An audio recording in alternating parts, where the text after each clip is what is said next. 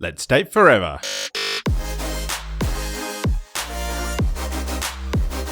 Here's your weekly dose of relationship fuel with Sammy and Nathan Yeager. Hello and welcome to Date Forever. This week's episode, we're chatting about how conflict in a relationship can pull you closer together, the 3C relationship strategy, conflict, communication and connection, and the idea of a perfect relationship. Does it exist? But before we dive into that, Sammy, what's been fueling you up this week? I've had such a big week. Huge one, yeah. Huge one. Yeah, I was traveling for work, so I spent a couple of days in Byron Bay. How bad. I know. A terrible place to have to go for a work trip. But yeah, it was so great. I spent time with a business owner and their leadership team, and we had a really great planning and strategy day. And then I also had a little bit of leisure while I was there. So I went for my first solo surf in quite some months, which was just so nice. And I loved it so much that I did it again the next day. So that really fueled me up a lot, like the career and business thing, but then like really loving exercise and moving my body and being in the ocean. But then on top of that, I spent the weekend in the Gold Coast with one of my besties, and we just hung out and did some hikes, did some walks, did some swims, had some beach time, and really good conversation, really good, deep, meaningful, soul-connecting conversation. So many things fueled me up. Yeah. What about you, Nath? What fueled you up? Your raging introvert time? Yeah, that was part of it. I really enjoyed having some alone time and just some time in which it was up to me to make every decision as well. So it's really important to me that I'm in charge of my own life and that I am making decisions that I want to be doing. And so I think just having some of that alone time really allows me to do exactly what I want to be doing without needing to consider anyone else. Like your wife? No, and it's not necessarily about not considering anyone else. It's just about truly understanding who you are as a person and what you enjoy doing. And if there isn't anybody else there, what would you choose to be doing? Yeah, and can you enjoy that time? Yeah, or is it a chore, or is it really challenging to find out what you want to do and those sorts of things? Yeah, and use that time meaningfully. Yeah, definitely. So I did enjoy my raging introvert time, but I also had a couple of social activities over the weekend too, which was really nice. So had some work drinks for the announcement of a new contract that we've won, which was really nice. So got to catch up with a lot of old work colleagues, plus bond with some new team, which was beautiful. And then caught up with some friends over the weekend as well, which was really nice. Hadn't seen them for a while. So it's a raging introvert time with a little bit of extrovertness. So how are the tanks feeling? Yeah, feeling good. I think they're at the right balance at the moment. So yeah, very nice. But now here's this week's guest. Today we have Jaime Morgan joining us. Jaime is a certified life coach and Gottman Method-trained relationship coach. Combining her academic and past personal experiences of her struggles with a failed marriage, Jaime has a huge passion for helping unfulfilled and divorced women and couples to thrive in their lives and relationships again through action-orientated coaching. Jaime is now married to the love of her life and she lives in Canada, BC with her husband and 2 sons. Welcome to the show, Jaime. Thank you for having me. I'm so glad we could make this work with this time change that we have between Canada and Australia. Yeah, your afternoon, our morning. That's right. Hey, so tell us, how did you get interested in this relationship space? Was it from a place of your own relationship breakdown?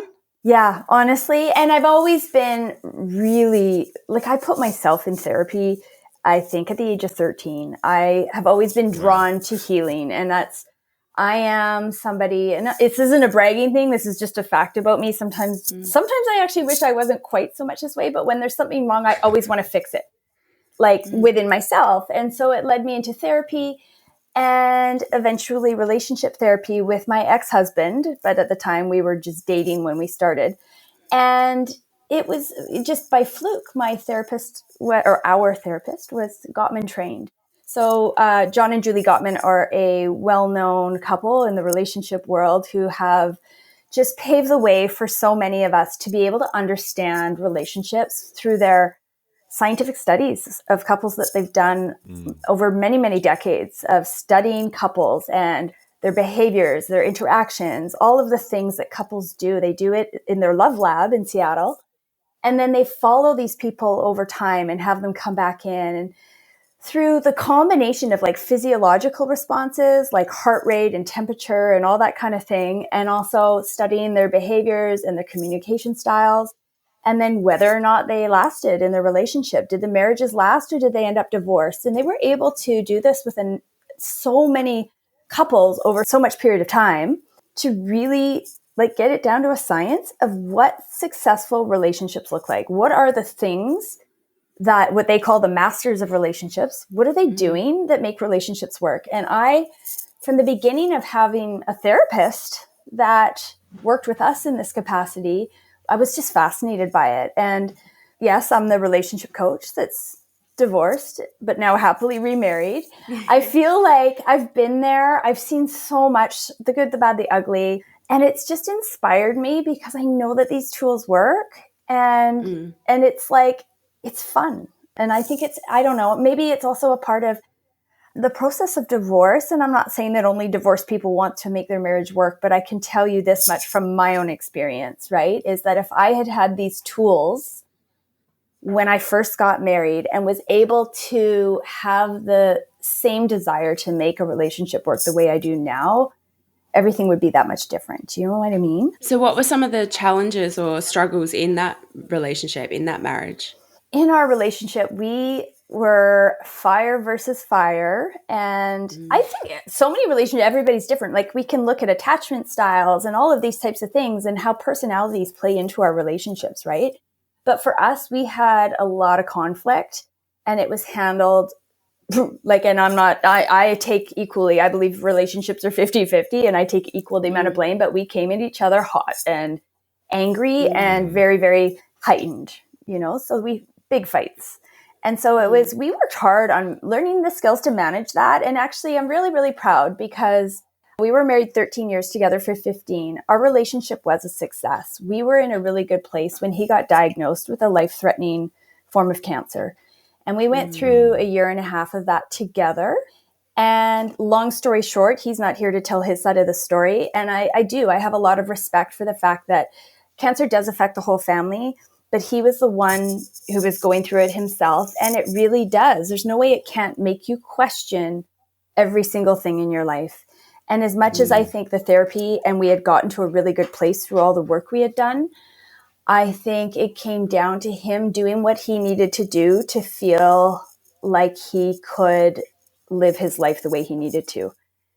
And I mean, don't get me wrong, that being said, that was 4.5 years ago when that ended. So obviously I have had a lot of time to process and heal, and it hasn't always been even as easy to talk about, right? It was painful for me. He left me. It was really, really traumatizing. And I felt like it was a really, really tough time for my whole family. And we have 2 little boys too, right? Yeah. But that being said, I wouldn't be where I am now hadn't that happened. And there's been so much growth and so much learning. And that's what's also made me so much more passionate about my purpose and how I want to share these things. Because if I can save even one couple from having to go down the same path, or to help people to learn these skills to communicate and connect and reduce the conflict in their relationship so they can experience love how I believe it's meant to be felt, then I feel like I've served some purpose with that and that it wasn't all for nothing, you know? Yeah, definitely. Plus I met Justin, my husband now, out of it. So had that not happened, I wouldn't be with Justin. I can see the light now, but that takes time to go through that process. Yeah, definitely.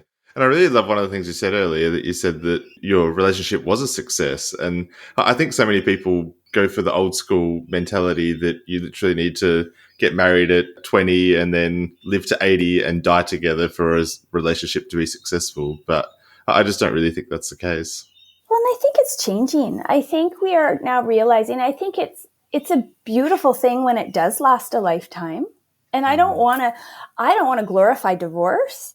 But I also do want to change the narrative around it, because I can see from experience that if it's just not working and you feel you have to go your separate ways, that there can be beautiful opportunities if we have the willingness to look at it differently.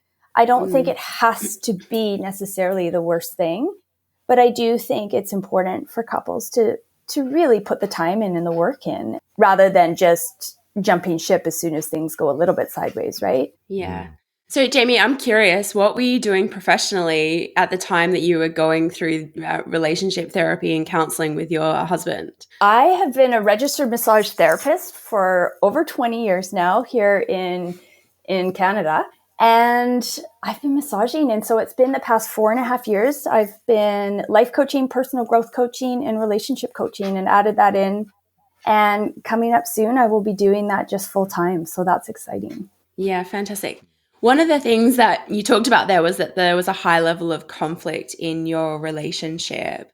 And I've heard a couple of therapists say this very anecdotally, so I don't know how much truth there is in this, but that a pattern that they often see is that when couples are coming to therapy and they've been together sort of that 1 to 3 year kind of mark, that's what they're coming to therapy for, is to learn how to do conflict in a constructive way. And then if they're arriving at therapy, in that 3 to sort of 7 year window, it's generally because one of them is going through a deep trajectory of growth and they're trying to figure out how to navigate that in their relationship. And then after the 7 year mark, it's kind of like they're arriving in therapy because they've forgotten how to be playful and romantic and connected romantically, and they're just kind of doing life together. I don't know. Tell me, is that something you've experienced? I don't know. I don't say I have the timelines on it, but it's so common. I see that initially, I think we can all relate to what is commonly termed as the honeymoon phase, right? And in the beginning, there's a lot of like dopamine and all the happy hormones are running through our body, and it's exciting and it's amazing. It's a beautiful feeling. And it's when that slowly starts to slow down in our bodies and real life sets in. And then also with time, and not for everybody, but a progression that has historically been more like, as you get married or you date, you get married, then you have kids. Well, as all of those things happen, you also get busier with your job, finances become more stressful, and you often have children, which also makes finances more stressful, which also makes everything, your schedule's more tied up, and the list goes on and on and on and on, right? And that's the thing that I see is that can lead to so much disconnect too, right? Because all of those things, stress in general, can lead to conflict. And conflict, if it's not managed in a healthy way where we're communicating and listening, and so many of us haven't been taught how to do that, it's when we just start distant, we try and avoid conflict and we end up more distant than ever. And what I really love to help couples do is because conflict's going to happen. It's absolutely 100% normal. Two people are not going to agree on everything, but the key is to have those fights in a way that actually can bring you closer together and create more of a deeper understanding rather than to pull you apart. Yeah, absolutely. And I think like Nathan and I used to say that about our relationship, especially in the early days, like, oh, we never fight. Like, and honestly, we don't really fight. Sometimes we have disagreements for sure, but there was never like a fighting thing. But the more I reflect on that, I think that meant that a lot of the time we weren't being honest with each other about what we really wanted or needed. And that absence of conflict was actually hiding some conversations that weren't being had. And I'm not necessarily an expert on this part of it, but it's just something I've actually thought a lot about lately, is I think that when I was younger, I didn't know what I wanted. Maybe surface level, but I didn't really know who I was and what I needed to truly be fulfilled. And I also didn't understand what I understand now, in that the only person that can make me happy is me. I was really caught up in looking outside of myself to find happiness. And a lot of that got spread onto my partners. Like I say partners because, from the time I was dating into relationships and things like that. But I put a lot of pressure on other people to make me happy. And it was their fault if I didn't feel a certain way. And I think it also can come down to how we attach with people, right? And I don't know if you've ever heard of the different, I think there's 4 attachment theories, right? And there's that anxious attachment or secure attachment is the healthy one. And then there's the avoidant attachment, and then the combination of the two. And that can really play into, I look back on all my relationships throughout time, all the way up to the current date, and see how it all transformed. And as I've gotten older and wiser, I've been able to sort of understand it better and realize that the biggest, most important work I can do on my relationship is the work I do on myself to be confident in a really, really authentic way, where it's about self-love and acceptance and working on the things that maybe I don't like, but I can work on, and accepting the things that are just who I am. I think that framework that of understanding your attachment style is so underrated. I think it's one of the most like simple kind of this, there's 4 of them. Read a book about it. There's a few. Get to know what you are, get to know what your partner is, and it will make so many of your patterns and things that you're experiencing so clear. Like, oh yes, I do that. Oh yes, they do that. Oh yes, together we do that, or don't do that. Yeah, I can't. I think this is something like, I don't know. I don't even know where we first heard about this attachment theory, but like it was definitely after we were married. Yeah, if you're listening to this and you've never heard about these attachment styles before, go get curious, learn about yourself, learn about your partner, because it's one of the best frameworks to really get to know yourself. I think the key thing about it, though, too, is that these attachment styles show up more when you're in conflict than kind of any other time. And so when you're in conflict, you often deviate straight back to your attachment style, and that's where it really shows up and really plays out. So. Oh, it's so true. And so much of our personalities, our insecurities, all of the unhealed parts of us, or the baggage, I often say, that shows up during the conflicts. It shows up when we're fighting, and it's almost like we go into that fight or flight response, and it's like survival of the fittest. Let's go, because I'm going to win. And I think that's where if we can learn how to shift that mindset and go into not just our conflicts, but all of our conversations with our partner really intentionally, of kind of remembering, okay, I know this is a habit. If we can look at it all as habits, and how, like, whatever our habit is, if my habit is that I chew my nails, I have to become aware of that habit to be able to change it, right? So learning and tuning into these habits that we have in our relationships, noticing very consciously when they present themselves, and trying to take a different action, right? Like choosing your response rather than always reacting, because so much of that reaction is often coming from just a really strong place of insecurity, and we go into defense mode. Which is not where anything is solved, is it? That's right. That's right. I totally agree. I think that it's magical. And this is why I say the most powerful work you can do is the work you do in yourself. Because when we show up confidently in our relationship, it allows us to be more calm. It allows us to be, and when you're calm, you're more rational. It allows us to listen and have empathy and understanding. And we're able to show up more easily the way we want to show up, rather than going into that reactive mode and stepping into old habits. Yeah, absolutely. So we know that you talk about these 3 C's in a relationship. So can you just tell us what they are, and then how they tie into creating a healthier relationship? Yeah, the 3 C's, and this is just a term I coined because it just made sense to me, but it's communication, conflict resolution, conflict skills, conflict resolution, and connection. And to me, out of all the things, if you're going to take anything from this conversation today, those are the 3 things to work on that will transform your relationship the most, other than working on yourself. But when it comes to actually the dynamics between 2 people, communication, conflict resolution, and connection. So, Jamie, if people are struggling with one of those 3 C's, whether or not it's communication, conflict, or connection, do you have some exercises or activities or things that you recommend to couples to help build those muscles? Definitely. I think that, like, when we're talking about communication, I mean, it's simple. You think, well, I communicate every day. I do it fine. I communicate with my peers at work and whatever. But when our emotions get involved, and that's really what happens in relationships, and especially when we're having those difficult conversations, or that, that have the potential to escalate, or somebody to get triggered. Communication is paramount in, like, we want to go into it with the changing our goals, really, I guess, and changing it to the goal of understanding more about our partner rather than being understood. Because I think so often by nature, we want to be understood. We want people to validate us. We want to be heard, right? And it's so knee-jerk reaction to communicate in that way. And so when we become intentional about stopping ourselves, knowing, okay, I'm going to ground myself, come into this conversation. And I'm going to let go. I'm going to surrender this agenda of wanting to be heard. And I'm going to just get really curious about my partner and how he or she is feeling.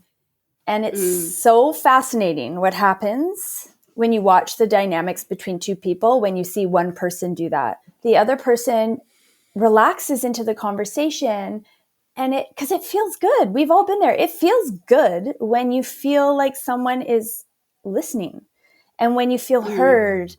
And it really does communicate love by saying, tell me more. Or you might not, you could say even like, I don't really understand what you're saying, or maybe I don't agree, but I want to understand you. So tell me more. And when we come into things from that perspective, really, really purposely, our partner has less of a reaction to want to be defensive or to feel like they have to prove something, right? So they can calm down and match your energy. And usually what happens is that by nature, our partner eventually will also reciprocate that by wanting to know how we feel too. And this beautiful upward spiral begins of a couple starting. It's like anything. The more you practice it, you build trust, because you trust that we did it once, we can do it again. And I know that you care about how I feel, and that I will get an opportunity to speak. And you sort of like start building this foundation of trust, even if the topic is really hard. Yeah. I think like the 7 Habits of Highly Effective People, like this is one of the very first professional personal development books that I read. And Stephen Covey, like I think it's principle 5 is seek first to understand, then to be understood. And Nathan and I had one of these things show up in our relationship like a couple of weeks ago. And, Nathan and I have been together since 2007.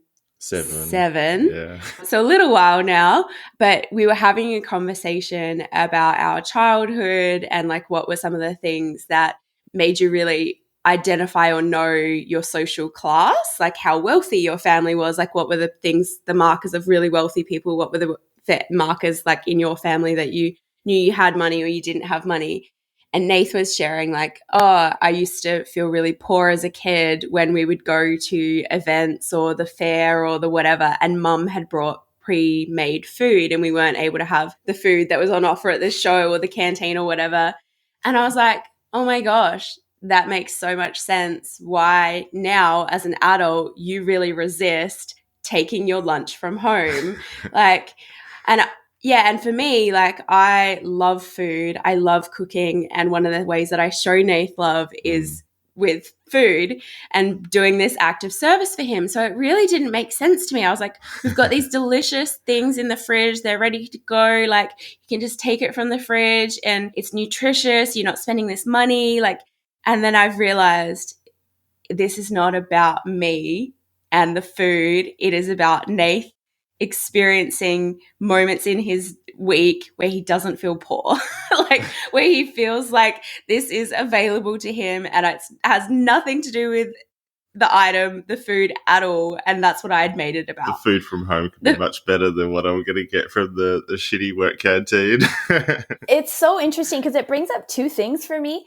Is first of all, it comes down to what the Gottmans call love mapping. So I talk a lot with clients about, whether it's, I call them couch dates, but date night at home kind of thing, but where you're scheduling in time to sit down and talk about things that really matter to you and asking each other questions. And it sort of reminds me of like when a couple first meets, right? We could talk all night long and you just want to know more and more and more about the other person and understanding them and where they came from and understanding their inner world and what makes them who they are.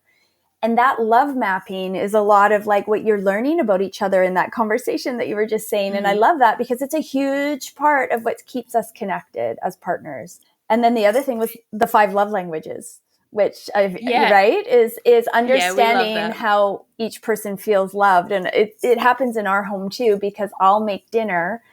And sometimes when my husband Justin comes home, he's either already eaten and he's not hungry or whatever the story is. But I feel like I am, whether it's acts of service or, I guess it's acts of service, making dinner, but I really want him to eat it. Like it almost breaks my heart if he doesn't. And then, but to him, that's not, he doesn't receive love that way, right? And so it's just been an interesting, right, where we can start to realize, because I think it was probably a long time ago now, but we had to have a bit of a conversation about it, because I think he thought I was overreacting in my response. And I was like, I guess I am, but I just feel so hurt, right? But it really is because I'm trying to express love through food. And I'm showing him that I love him. Like, look what I did. I made this for you. And he doesn't want it. And it's like, but he's not receiving love that way. To him, he's like, this is how you show me you love me? Like, no thanks. Yeah. But it's like, this conversation with Nath has like totally changed my perspective. And I was making it all about something that it wasn't about at all. And it, it's not like it was a big point of conflict or anything, but it was just, I did a behavior of his that I didn't understand, that didn't make sense to me. And it had been consistent for, forever. Our whole relationship. And now I'm like, okay, that makes way more sense to me. Now that I've got a bit more of the picture, I can understand the motivation behind these behaviors. And now I'm like way less judgy about it.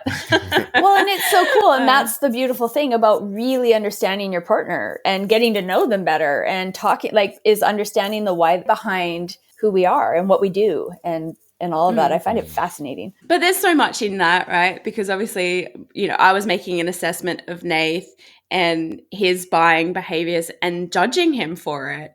We've got our like splash cash allowance that we both have every week. And it's not a huge amount of money, but it's like a nice amount of money. And I was like, why is he choosing to spend it on that? That is so strange to me. Like, and it was just highlighting such a difference in values and making mine right and Nate's wrong, when it's not that at all. Like, he just values something differently than me, and that's totally okay. And I was like coming from this super judgy place, like, oh, Sammy, get it together. Oh, you're not alone. You're not alone. We all do it.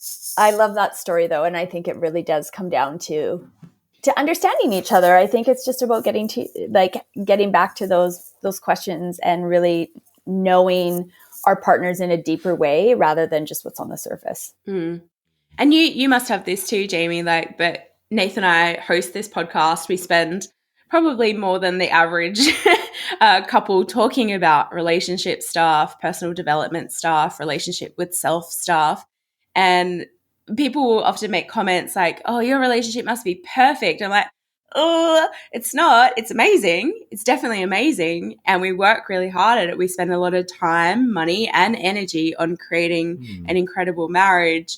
And I think all of these things are just tools in your toolbox. It doesn't necessarily mean that you're perfect at using them. And I'm sure, as for you, life coaching, relationship coaching, you must have a similar experience, right? For sure I do. And I wrote an article actually, well, it started out as a post, and then the Gottman Institute actually published it on their page. And it was called The Perfect Relationship, because I think that that's just it. And even I've had people comment because I just wrote a workbook called the Easy Love Workbook. And I coined that term because it all came up because I always would talk about my parents and how they made love just look easy. My parents had a beautiful 64-year marriage that was just amazing. There was a little bit of freak of nature in it. They were just this perfect match, truly. And I don't think that that's necessarily the norm, but the idea behind easy love, it's not that love is easy, because I've had so many people come and go, but relationships are hard. They're not easy. Like, you're simplifying it. And I'm like, no. It's not the point. You're missing the point. It's, do you want your relationship to feel easy? How can you make it feel easier, right? And the idea of a perfect relationship, I don't think it exists. I think that it's a relationship that is perfect for you. But the reality is every relationship has conflict, but it all comes down to how you manage it. And are you willing to step up and learn the tools to communicate and connect and all of these things? And as well as, like, own your stuff, own your shit. If you've got baggage and you need to apologize for the way you acted or whatever that stuff is that you're bringing to the table, you've got to be willing to have that really hard look in the mirror and do the inner work as well to make your relationship that much better. So we went on a really long tangent, which I love.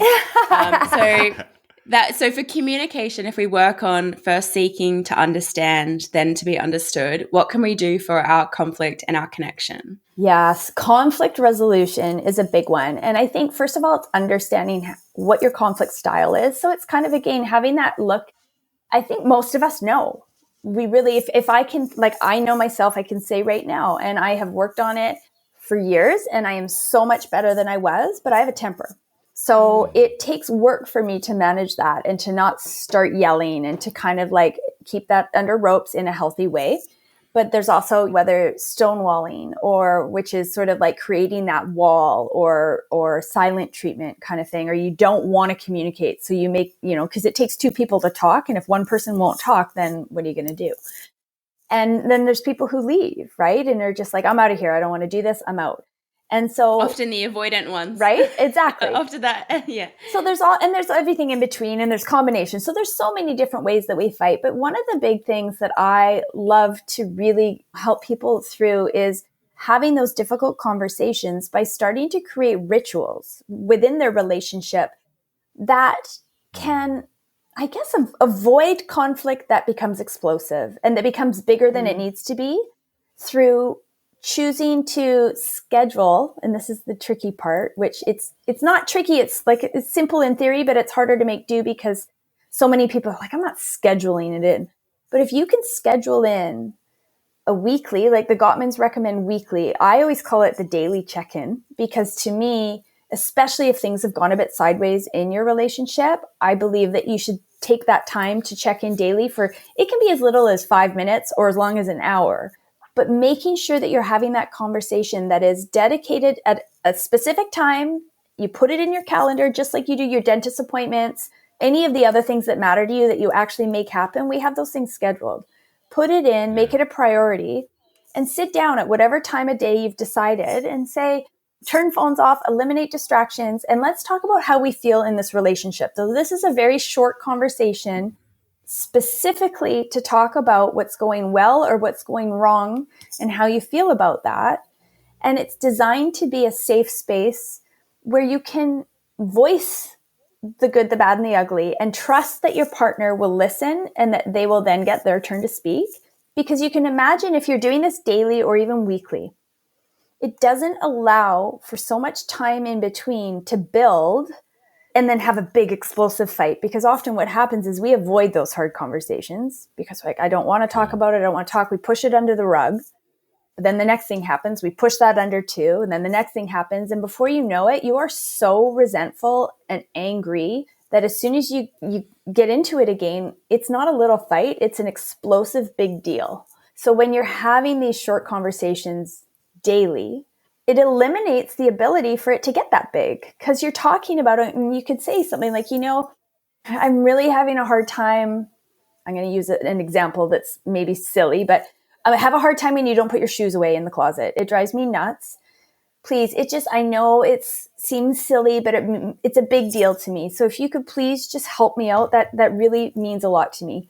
And your partner might say, oh, I didn't realize that. Okay, no problem. Whereas if you don't say it and then they do it day after day after day, and then before you're like throwing shoes and you're mad and they're looking at you going, what's your problem, right? Because it's like, it's a shoe. But it's built up into something explosive. So it's basically, plus not to mention, it gets you into this whole, practice of talking. You learn how to talk to each other because you're doing it regularly every day about harder things, not just the things like day-to-day schedules and whatnot, and it's also a good time to celebrate each other and celebrate the wins and talk about, which would be wonderful, right? There was nothing bothering you at that time. You could say, I really am noticing how hard you've been working on things. You've been putting your shoes away, and that means a lot to me. Thank you so much. I'm so grateful. So it's also an opportunity to build your partner up. Yeah. Nathan and I have shared this story on the show before, but I was silent protesting the household task of keeping like our fridge hygiene good, like, throwing out things that should no longer be in the fridge and just like wiping down shelves and whatever. And I was in like a full silent protest with Nate that he knew nothing about. He knew nothing about this. Didn't even know that we were in a war. I was at war. And to the point where I pulled out a cucumber out of our fridge that was like liquid. It was a liquid cucumber because I had so like resisted this, having the conversation, like actually delegating the task in some constructive way. Like I literally just dug my heels in, did not communicate. Was waiting for me to build resentment. Like we're in this silent war you knew nothing about. But yeah, after we did the blow up of like, I can't believe that you haven't even noticed that there's liquid vegetables in our fridge and the absence of me doing this household task that is clearly invisible to you. Like, what the fuck? Anyway, so Nath was like, whoa, where has this come from? Because I had not communicated at all. But from that place, we got an opportunity to talk about so many things like division of household labor and like whose ownership and responsibility is that? Like, do we feel like that's someone's job, or are we meant to take turns, or how is this meant to happen? But yeah, I've been so conscious about preventing opportunities to build resentment for myself, like it was no longer Nath that was creating the resentment. It was me, because I hadn't communicated the want or the need or the desire. Like, yeah, again, I just painted myself into a corner and was like, yeah, it was like I blew air into a balloon a little bit more every day until it just popped. And that's exactly what it's like. That's the most perfect example. Yeah, whereas now if we start the week with a balloon, there might be a few small incidents where air went into that balloon, but we have our weekly check-in generally on a Sunday afternoon, Sunday evening, and we let all of the air out. Mm-hmm. And one of the questions that we ask in our check-in chats is, have I done something this week that's annoyed you and you would like me to apologize for? And it was like really uncomfortable at first, that practice, but now it's easy. And there's not a backlog of all of these things that we didn't even know were upsetting each other. So highly advocate for avoiding resentment and having those weekly check-in chats. It really has changed our relationship for the better since we started doing that. Yeah, and I applaud you guys, because that is like, my hat goes off. It really does. Those kind of behaviors within a marriage is what will make it last, is what can prevent, like, it seems so simple. Don't you agree? Like, on paper, that doesn't seem complicated or like crazy science that we do things like this, but it does. It takes the effort and the time that so often at the end of our day, it's the first thing we want to blow off. But the reality is that if we just put in 5 minutes or even less than that, like my husband, how are you feeling? Is there anything that I could be doing better? And it's like, it's a really beautiful question that's so easy, that so rarely we ask each other. And he means it in a genuine way, right? And I think because that gives a person an opportunity, first of all, to think about it, because I'm always a little caught off guard and like, oh, it's like, no, I feel pretty good. But it's like checking in on that and feeling comfortable enough to say, like, actually, it would really help me out if you X, Y, or Z, or didn't do X, Y, or Z, or whatever it is. But it's learning to have the courage to have those conversations. And that's such a great habit to build with yourself too, of just like, let me drop into my body. How am I feeling right now? How am I really feeling? What is it? What are the emotions? How does my body feel? How is the environment around me? Because that was something I never used to do. And like you said, sometimes it would only be when someone external would ask me that I would even consider looking at my own gauge of how full or empty am I right now. Whereas I've got a much stronger practice of checking in with myself, which then in turn, I think I check in with you more as well. So thank you for sharing that. So we went on another fabulous tangent. I love a tangent. So let's round this out with a punchy one. So connection. If a couple is struggling with that connection piece, is there a small practice or habit they can build on to deepen that connection? There's a lot of things. And obviously there's different forms of connection. I think like you can talk about intimate connection and everything around intimacy and sex and in the bedroom, but it's also physical touch, and it's also connecting through having important rituals and shared goals together. So it kind of is a very broad category. But that being said, we talked about couch dates before. I believe so wholeheartedly in creating a schedule and creating regular rituals within your relationship that it can be really fun. That's fostering the friendship. Friendship we know to be the foundation of any strong relationship. So having these couch dates, and I just, in my Easy Love workbook, I put in there like lists and lists of couch date questions. So you can literally pour a glass of wine or tea or whatever you want, sit down on the couch and have an evening at home. It doesn't cost you a cent. Turn on some nice music And you've got the list in front of you and ask each other. And it's the things that we, especially the longer you've been together, you stop asking those kind of questions where it's just like, what was your favorite thing to do as a child? Or like there could be a billion and one way questions around that, right? But it's just the questions that get you out of your regular conversation. We get into habits and patterns of the way we talk to each other, and we lose that curiosity. So bringing that back in is important. And then as far as intimacy goes, it's a similar concept. I really believe a huge part, not everything, there's a lot of levels to intimacy and the struggles that couples have,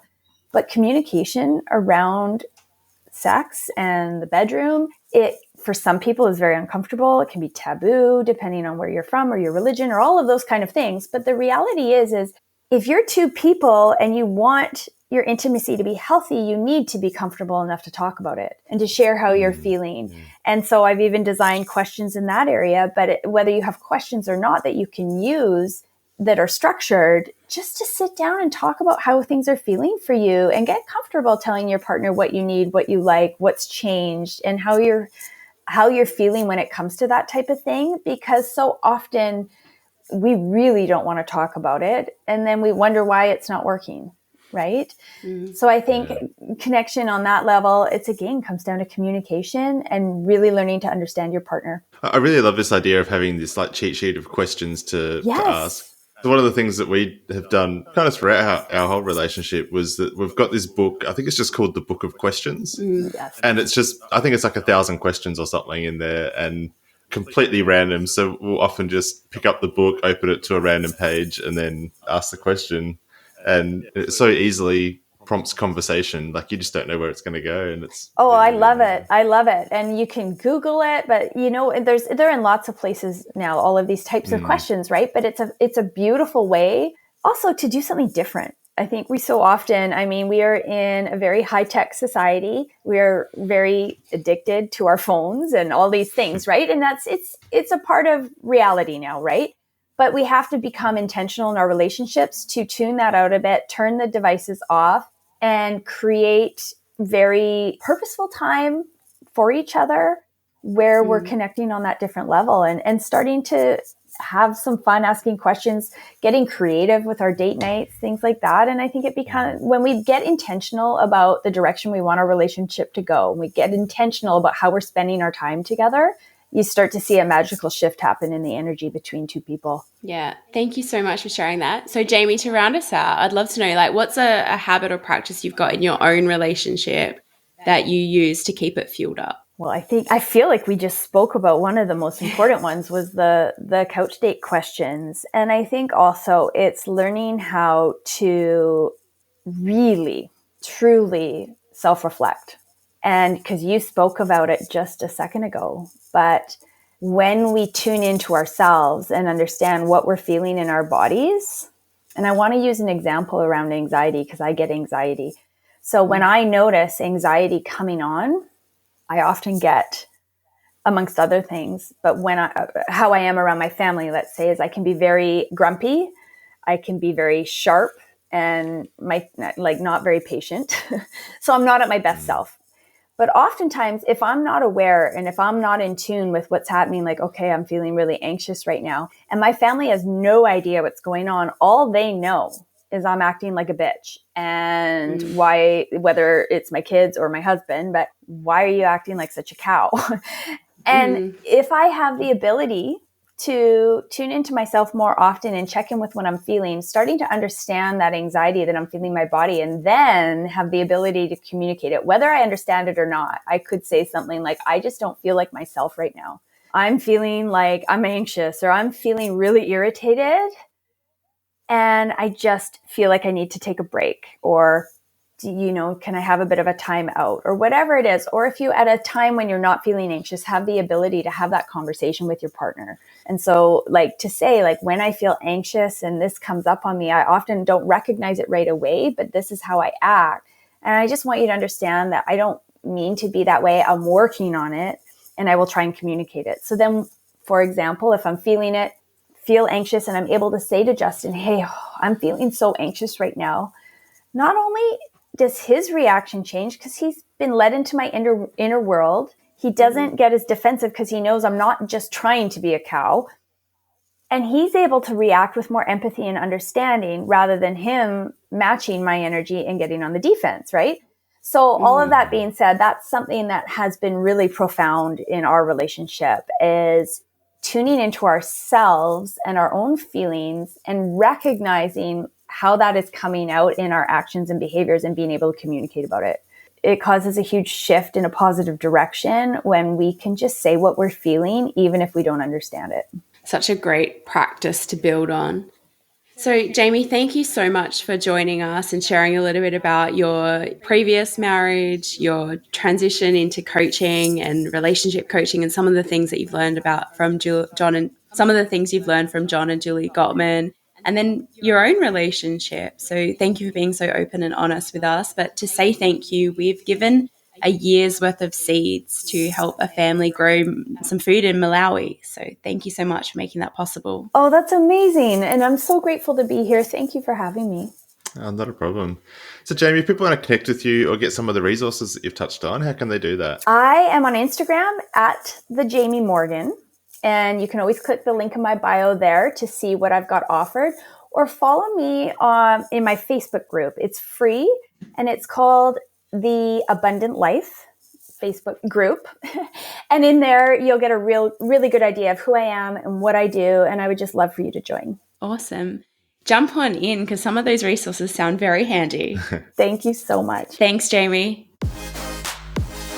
Thanks heaps for joining us. If you love what we're doing here and want more, subscribe to the Date Forever podcast to make sure you never miss an ep. Come and hang out with us and other awesome couples who are fueling up their relationships in the Thriving Couples Collective Facebook group, or check us out at fuelcollective.com.au. Until next time, keep on dating, because better relationships equal a better world.